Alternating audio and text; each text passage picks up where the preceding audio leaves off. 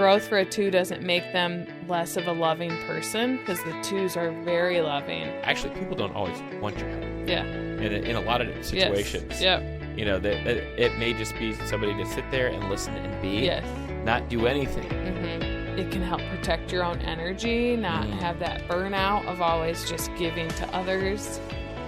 Welcome to Enneaways, a podcast all about the Enneagram, why we love the Enneagram, ways in which we're growing with the Enneagram, and also learning about the Enneagram too. I am one of the co-hosts. My name is Zach, along with my wife Laura, who is a certified Enneagram coach. And I love to highlight that fact because you worked hard to do that. I did. Thank you for that.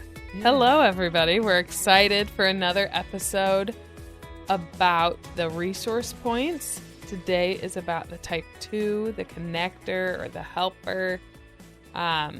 We so appreciate the type 2s. So we will dive into that more in depth after Zach asks some lightning round questions. All right. For the first question, when was the last time you ugly cried laughing?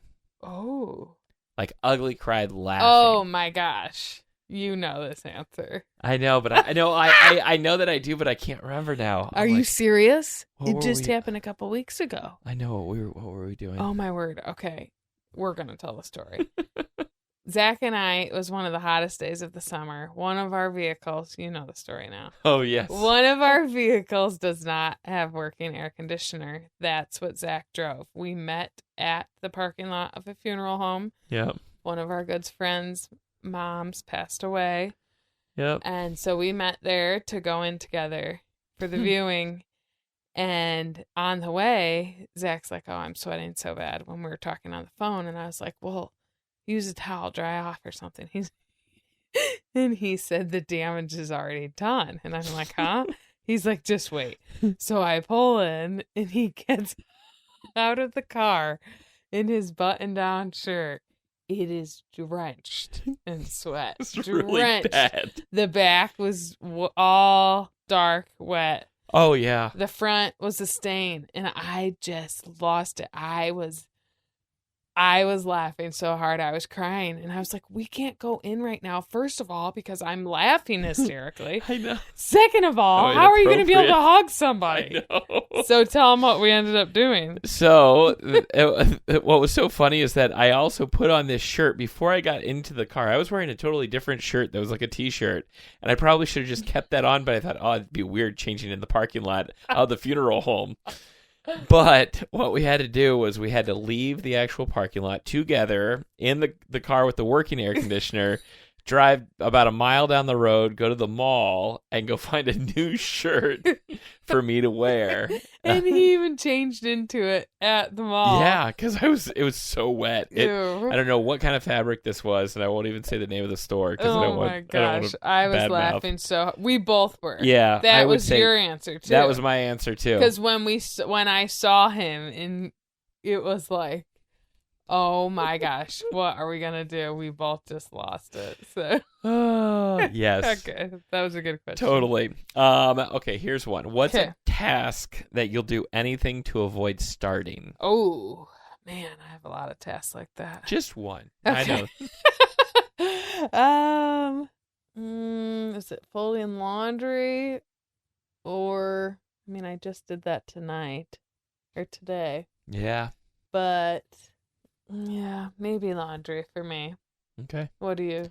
I mean, that's where my mind was going, just because it is, for whatever reason, the hardest task. It's the easiest to get done. Yeah. Like you start the wash, you do the dryer thing, but then you got to fold the clothes. And it's always folding the clothes for me. So, and it sits around, and it's been like that ever since I had to do my own laundry. Mm-hmm. And my friends used to make fun of me all the time because I'd have a pile of clothes that were freshly clean, and I'd just put them on my chair in the dorm room, and I would just pick through those and try to find the clean stuff. Wow. Well, you've come a long way. I have. Then. Yeah, I'll actually fold the laundry now. Yes, you do. And then the last thing, if you could mute one sound forever, what would it be? Oh. Ooh, people's chewing. I thought you were going to say that. Yes. For sure. That's something it's a pet peeve of mine, the way people chew loudly. But it's something I need to work on not responding to, because now I see our daughter picking up on that. Oh, yeah. Critiquing now, Zach. And then she's going to critique her husband, and yes. it's a vicious cycle right. of... So I need to be better about just letting you eat. Yep. Like tonight at dinner, for example, we were eating tacos. And I was like, why is Zach eating so loud? I thought that thought. And I saw you look over at me. Really? And my mouth was closed. I knew you were thinking it. And I was didn't eating. say anything, though. I know, because you realized that my mouth was closed and that there was nothing that I could do. Like I love that I was you following knew the that's rule. what I was thinking. Yeah, when I was eating Doritos, and you looked over at me, and I'm like, my mouth is closed, and I'm chewing here. There's not much I can't. I mean, I guess I could walk away from the dinner table and just call it quits. After you made us dinner. No. Okay, what's yours? This is ironic because I get called out about this many a time, and I realize it's not something that I'm proud of. Speaking of generational stuff that's pushed down on us, I yell because my dad yelled.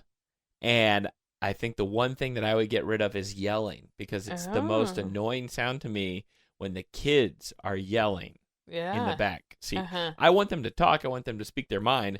But the raising of the voice to the point of like it being shrieking in my ear, that hurts. Okay, so you'd mute everybody yelling? I would mute the yells. Nice. I would probably just keep it at a decibel of that whatever. Be so much better for everyone's reactions too. I know. Yeah. So I like that. Okay, those were good. Thank you. Mm-hmm. Thank you for doing that. Okay, so the type 2s. Let's dive in. Let's give a little recap for the listeners. Yep. The type 2 is the helper or the connector, whichever name you like the best. Okay.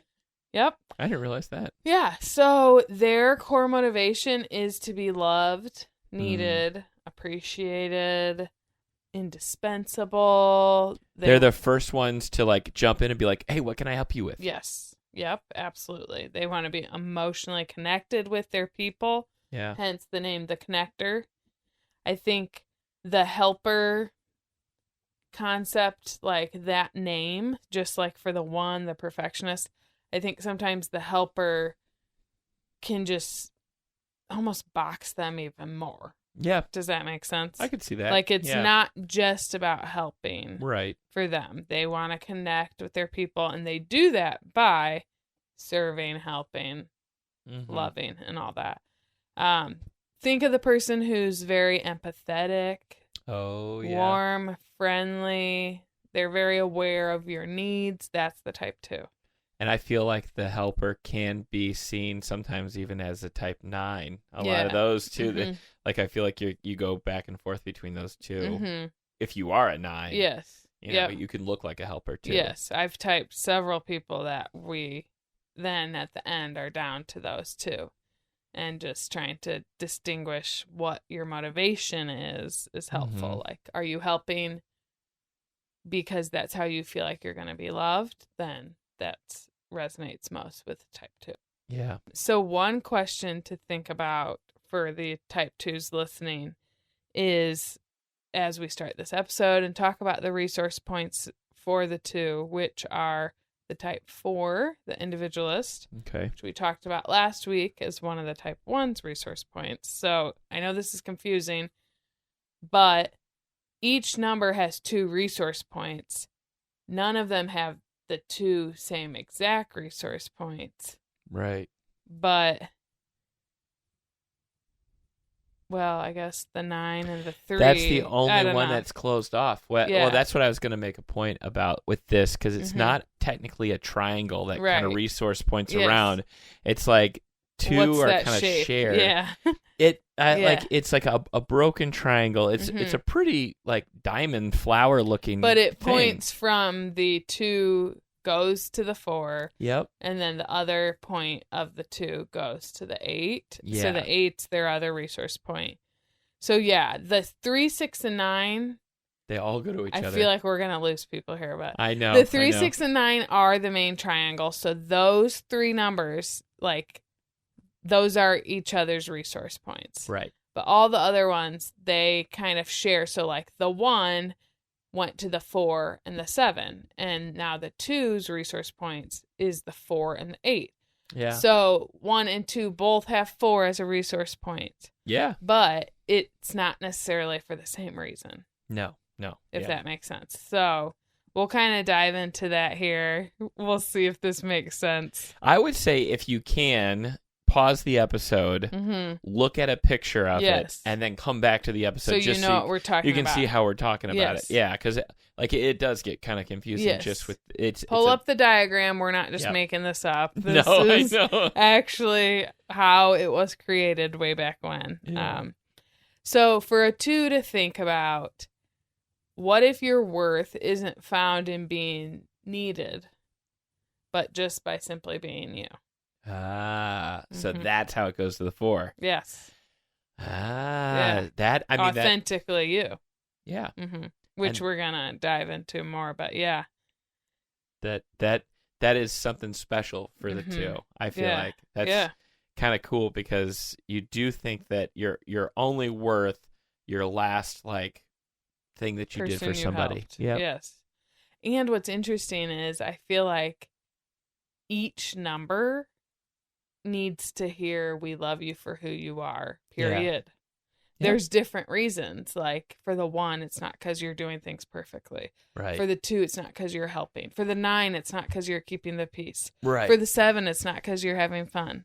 Right. Like so on and so on and so on. Yeah. It's just for who you are. Right. So, but for the 2 specifically, it's what if your worth isn't found in being needed just by who you are. So we want to know who you are, and that's where it comes. So growth for a 2 doesn't make them less of a loving person, because the 2s are very loving, very giving and caring. It helps them love, though, from like a fullness, a authenticity, instead of an obligation. Yeah. Or that like, well, I got to do this or else they're not going to love me. Yeah. That the motive changes. And that's when growth comes for a 2, I think. So, like we've done with the other types, we're going to do a myth for this one. So, the first myth for a type 2 is, if I stop taking care of everyone else, people won't need or love me. So, that is actually not true. Nope. People are still going to love you, still going to need you, even if you're not taking care of everyone else. You know, think of like a mother. I feel like that's just a mom, right? Like we are doing things, taking care of, dads do it as well, but this is just a good visual, know, like we see ourselves as having to be selfless. Yes. And I feel like maybe a 2 constantly sees themselves as having to be selfless for the good of everybody else except for themselves. But really, when you recognize that people don't always want your help. Yeah. In a lot of situations. Yes. That it may just be somebody to sit there and listen and be. Yes. Not do anything. So they've chosen you to sit with them and just talk with them. Right. And they're not asking for anything. Yes. You're even though hovering. You think helping is gonna be what they need. Yeah. That's not what they need. Yeah. Yeah. So realizing that too is, I think, hard. I'm sure hard to be like, oh, why wouldn't everyone want my help? Where do I find my worth if I'm not helping? Exactly. Yeah. Right. But your worth is in you. Yes, exactly. Just by who you are. Yep. So that kind of goes into our first resource point of the 4, which again is the individualist, someone who likes to be unique, bring significance to the world, and be authentically themselves. So instead of saying as a 2, what does everyone need? It's, what am I feeling? What do I need?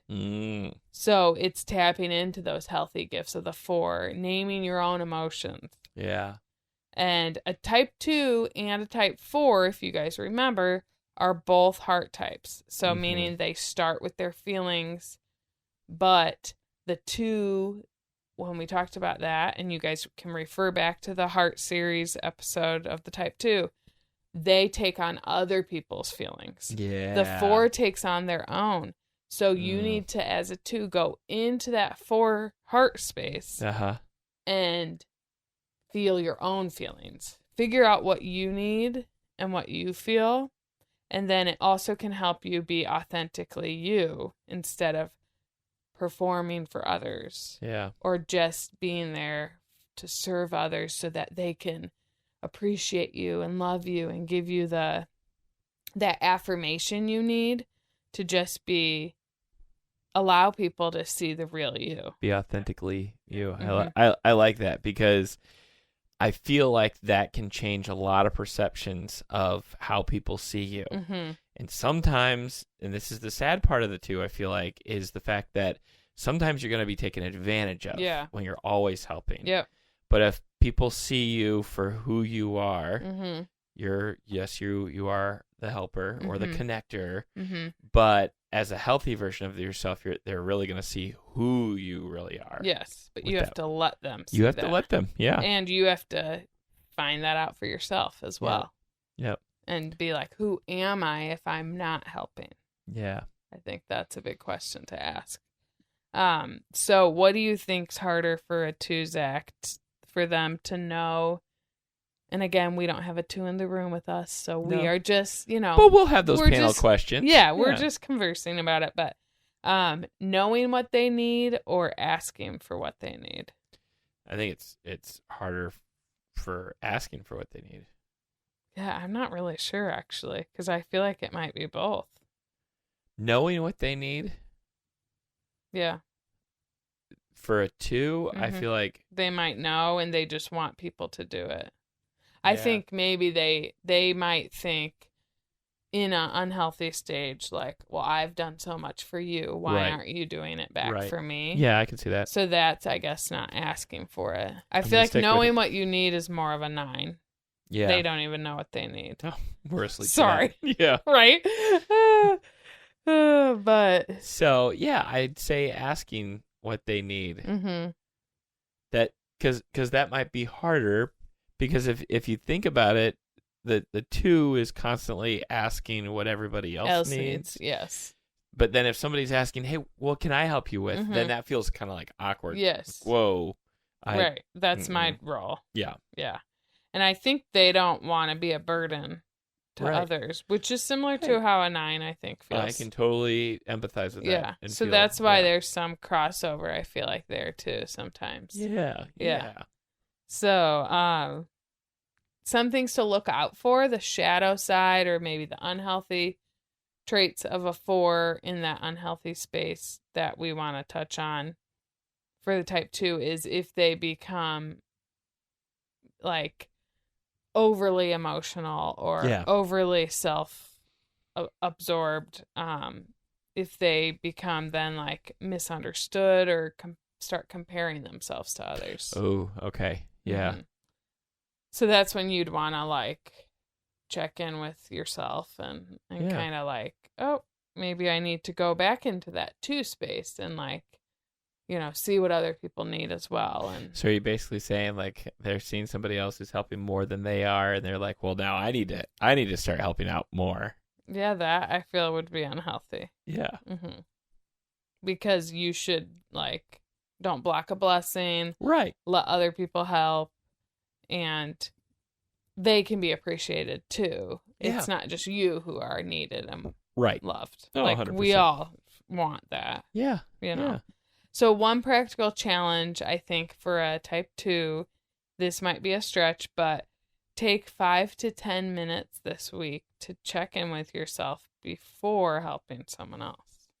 That is really good. Mhm. That, as somebody who is typically a yes man, that's really Mhm. hard to do because you get asked to do the thing Mm-hmm. and maybe just not responding right away, Yeah. giving yourself 10 minutes, Yeah. saying, should I? Mm-hmm. I don't know. Yeah. Maybe challenge yourself.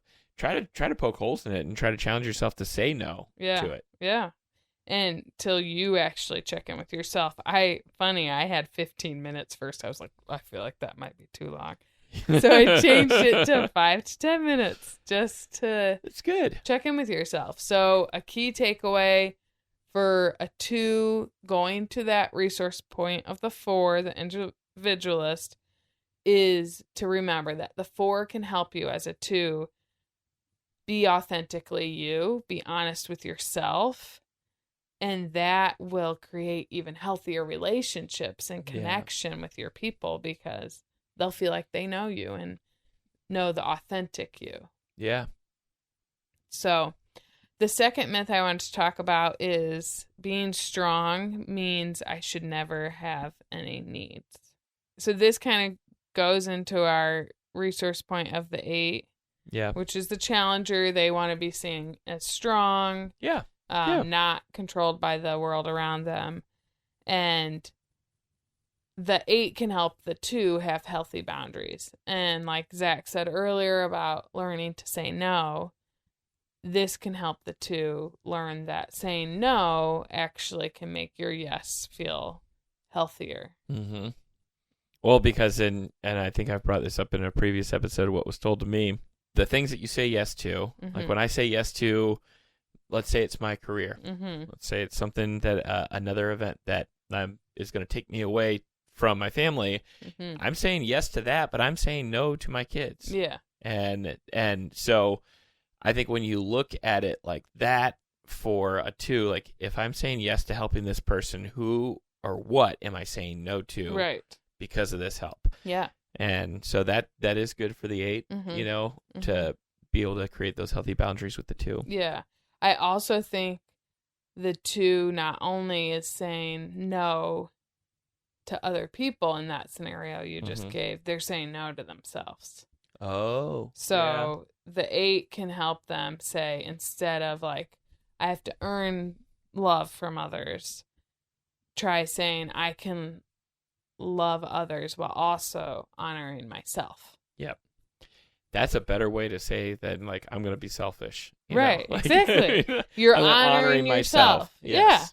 Yeah. I like that. We should try that instead of us saying ever, I'm feeling selfish. Or I'm going to be selfish. I'm going to honor myself. Honoring myself. Yep. So the healthy gifts of the 8 that can help with this for the 2 is to learn to speak directly. The 8s are so good at just being honest and direct. And I think if the 2 can tap into that a little bit, it could really help them just be more direct with their people. And so that people aren't guessing what they need. Right. Instead, just say what you need. It can help protect your own energy, not have that burnout of always just giving to others. Yep. And of course, setting your healthy boundaries. So you need to know what those healthy boundaries are for yourself, though, first. Right. And I think that can be hard to figure out. I'm assuming, like, it takes some growth. Just all like, this. For me, for you, like Right. realizing your triggers or things about yourself, it takes time to figure it out. Right. And like, oh, I'm reacting like this because I'm scared I'm going to be bored.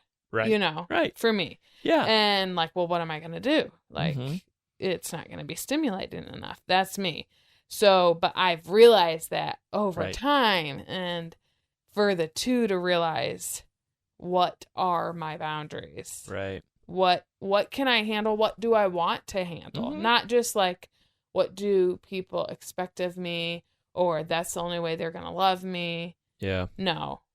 They should love you for who you are. If they don't, you've got to find new people, because no one should love you just for what you're doing for them. Right. Yeah. So, you shouldn't be seen as the butler or whatever, you know, the person who's constantly just serving. That's got to get old. Oh yeah. And it's got to be so exhausting and draining. Yeah. And I think too, remember, the people who love you want to also give you those gifts back and help you and be there for you. So if you can just remember that as well, I think that could be helpful.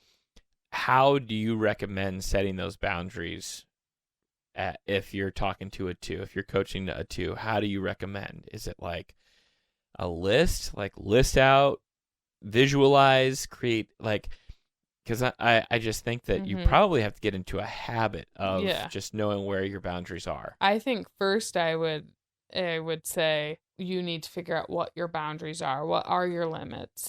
So take some time to yourself to reflect and write that down. And when are you burnt out? Like, you know, do you want to hang out with one friend a couple days, or like make it specific? Like, I can only be with, because the more people you're around and with, the more you're going to want to help, because that's your natural tendency. Yeah. So maybe even thinking about that, like, what's my plan for the week? How many people am I going to be around? And who's in my circle? Yeah, I feel like so the first step could just be like reflecting on what you want those boundaries to be, what you think would be healthy for you. But then you do have to be, and that's kind of going to the 4, like authentically figuring out what your boundaries are. But then you have to go to the 8 and be clear. Be clear. And I think be clear with your boundaries. So obviously say what you need, or what, like a no is okay. Yeah. I would say that to a 2 if I'm coaching, like no is not a bad word. But also remind yourself. I feel like this is huge for like so many types. Remind yourself, I'm loved for who I am. Absolutely. Not what I'm doing. Yeah, absolutely. And if you believe that to be true, then your relationships are going to see that. Yep. And you're not going to just be the friend who's serving, giving. Right. How can I help you? How can I help you? How can I help you? And we love that. Oh, yeah. I mean, absolutely. I'm not saying take advantage of these people, but No. It's very kind. And when it comes from a genuine place, it's like the sweetest person. Yeah. It's when the motives are to get this ulterior, like, appreciation, love back. That's when I feel like it can get tricky and murky. And so I think you touched on something too, like figuring out who is in your circle, who are you creating these boundaries with, because you don't want to, you might have to re-examine who you do have in your circle, because it's like, if you're with some people who might be just taking advantage of you, like they are literally seeing you as the person that's just going to help them do whatever they need to do, then that might be the kind of thing where you say, well, maybe this relationship was not a mutual relationship. Yes. Maybe it was more a parasitic, you know? Yeah. And it's okay to examine that and say bye-bye. So, one question that I feel is good is for the 2s listening to think about: what boundary have you avoided because you feared disappointing someone? So that, I feel like, is a big question to ask yourself. Am I scared to set a boundary because I don't want to disappoint them? And then to even dive into that more, like, why don't you want to disappoint them? Does that define your worth and love? You know, so I think that's just good to think about. Sit on those that. Are 2 good questions. Sit on that. Just a few things to look out for. The shadow side of the 8, or unhealthy traits that we want, you to be aware of when you're tapping into that 8, is if you start becoming too controlling in relationships, if you start reacting out of frustration. Yeah. So directness and reacting out of frustration are 2 different things. And if you start pushing people away instead of connecting with them, then you're losing that bright light of the 2 that is so special about you, if you're just not wanting to connect. So just wanted to say those few things. So one practical challenge to do, like we said earlier, takes 5 to 10 minutes this week to check in with yourself before helping someone else. We also want to challenge you to say no to one thing this week that drains you. Okay. So that is going to help you set those boundaries and figure out what drains you. That's a good filter. What is that thing that is constantly like, why do I feel tired, or why do I not want to do it, but I always still say yes to it? Yes, right. So figure out what a no could be for you. Report back, please. Yes. Love to hear. Yeah. So that's the practical challenge from the 8 that we want to give you. Love it. We'll kind of end with the NEOA's, the game that we like to do, the healthy versus helpful. That's kind of the 2 ways. So we want to be in our healthy stage. So just a few things. Do you think, Zach, 2 should be always helping or empowering others.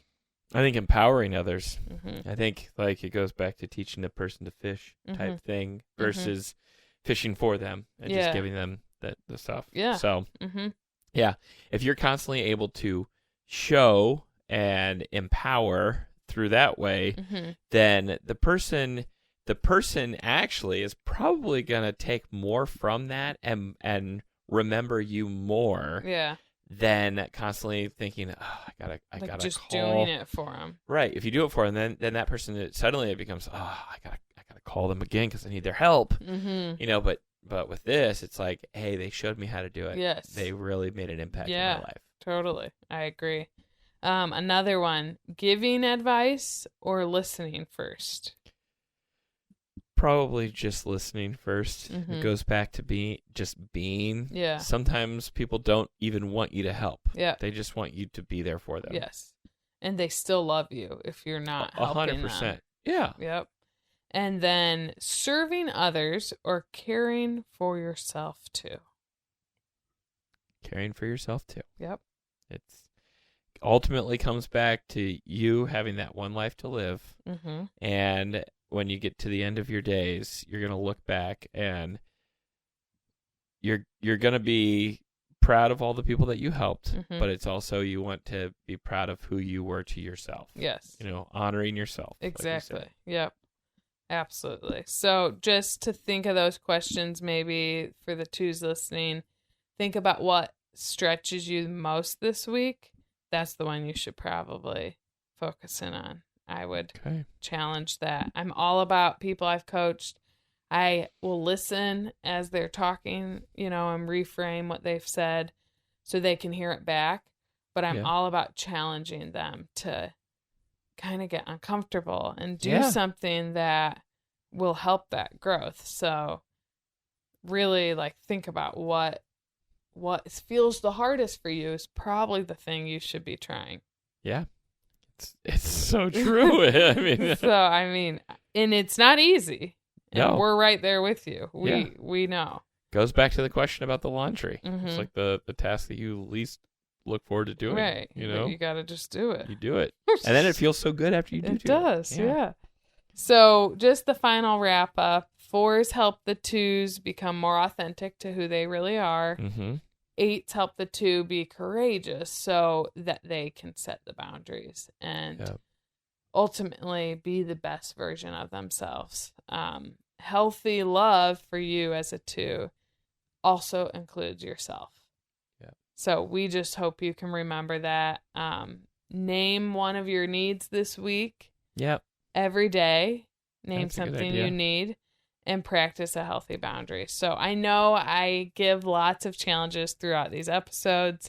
I hope you can find one that maybe speaks to you the most. Yeah. You don't have to do it all. No, but if you want to choose the one and report back to you, you can get in touch with you, either feelingtypey@gmail.com, finding you on your website, which is feelingtypey.com, or even sending a DM through the Anyways podcast. Yes. Is all great ways that you can be like, hey, guess what? I did it. Yes. And I would love to hear that. I'm here to empower and encourage you.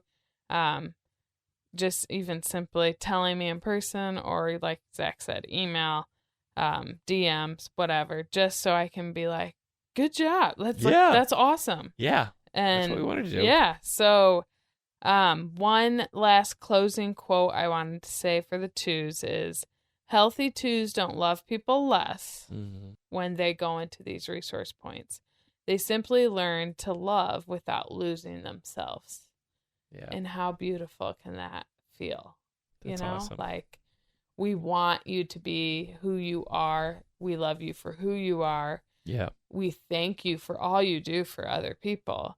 And how, in touch with other people's hearts and feelings you are. Because I feel like the 2 on the Enneagram is the one that they feel everyone's feelings the most. And that is heavy. Yeah. It's almost like it's beautiful, but I feel like it could feel, because I'm not a 2, almost like not a burden, but just like exhausting, draining. Yeah. to always be feeling other people's feelings. So we see that, and we want you to feel taken care of and loved as well. Yeah. And you don't have to carry everybody else's Not at by all. yourself. But thank you for being you and being so loving and kind and generous and sweet and all the things I've always wanted to be We love our too. twos. Yeah. So with that, we'll just say next week is the type 3 Yep. resource points. But until then, keep shining your light, friends. Until next time.